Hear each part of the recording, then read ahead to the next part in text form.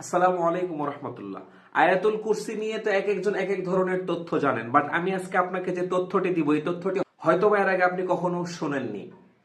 আয়াতুল কুরসি খুব নিরাপদে রাখে মানুষকে পাঠ করলে, এটা আমরা সবাই জানি।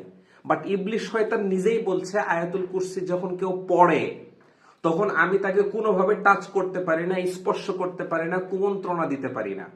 বুখারীর বর্ণনা। আবু হুরায়রা জাকাতের মালের দায়িত্ব পালন করছিল, ইবলিশ মানুষের বেশে এসে 3 দিন চুরি করেছে।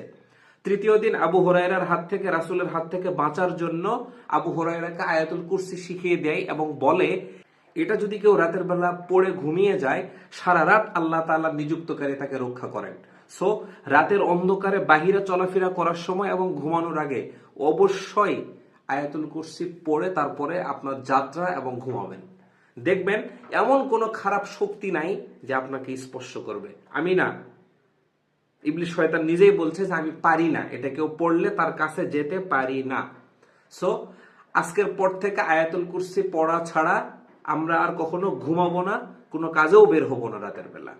সো ইবলিশ বলুক আর না বলুক, যেহেতু ঘটনাটা আছে তাই আমরা জানলাম, ঘটনা না থাকলেও আমাদেরকে পড়তে হবে আয়াতুল কুরসি।